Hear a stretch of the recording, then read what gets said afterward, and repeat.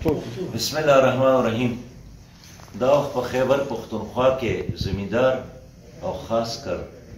د غنو کارونکي ډېر په تکلیف کې دی او عجیبه خبره دا ده چې په یو من د غنو په پیداوار باندې 200 روپۍ خرچ راځي او میلیونه اخلي په 115 روپۍ باندې.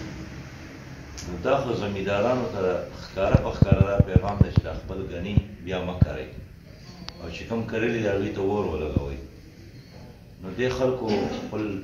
ژوند په دې غني بوټي ته تېر کړی دی، سر یې ورکړی ده، اوبه یې ورکړي دي، سهار او د ماښام یې ورته پهره کړې ده او په آخر کې چې پیداوار وشي نو هغه الټه د زمیندار دپاره کاشکار دپاره یو بوجي. دې وجه نه مرکزي حکومت او د صوبایي حکومت دواړو دا ذمهداري ده، موږ ته غوښتنه کوو چې د زمیندارو دې مسلې ته دې توجه ورکړي، پام دې وکړي او سبسډي دې پکې ورکړي. ټول حکومتونه د دنیا دا کار کوي چې د زمیندار حوصله افزایي کوي،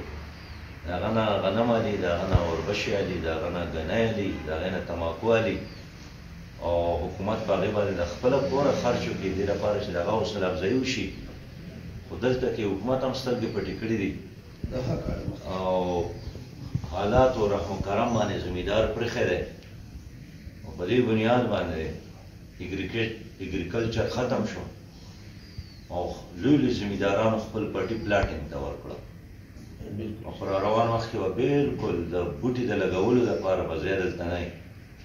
ځکه چې د زمیندارۍ خوند پاتې نه شو، د پیداوار فایده رانه ده. نو موږ د دې حکومت نه دا غوښتنه کوو چې د زمیندارانو نه مشرانو سره دې کیني، د هغوی سره یو باعزته معاهدې وکړي او هغوی ته د یو داسې ریټ مقرر کړي، غنو میلونه دې مجبور کړي چې میلونه هغه قیمت دوی ته ورکړي. لکه چې دا د غنو د میل خاوندان بیا په 1 کیلو چیني کې خو د زمیندار د من غني نه زیاته پیسې ګټي، نو چې ته په 1 کیلو کې ګټې نو زما زمیندار ته هم پکې ورکړه چې د هغه بچی هم په خېټه موړ شي، د هغه بچی هم سبق ووایي، هم د خپل بیمار علاج وکړي، هم پکې خپل غم خادۍ تېرولو جوګه شي. دا خو چې کوم سړی ځمکه لري د ټولو نه غریب سړی دی، ځمکه په خلکو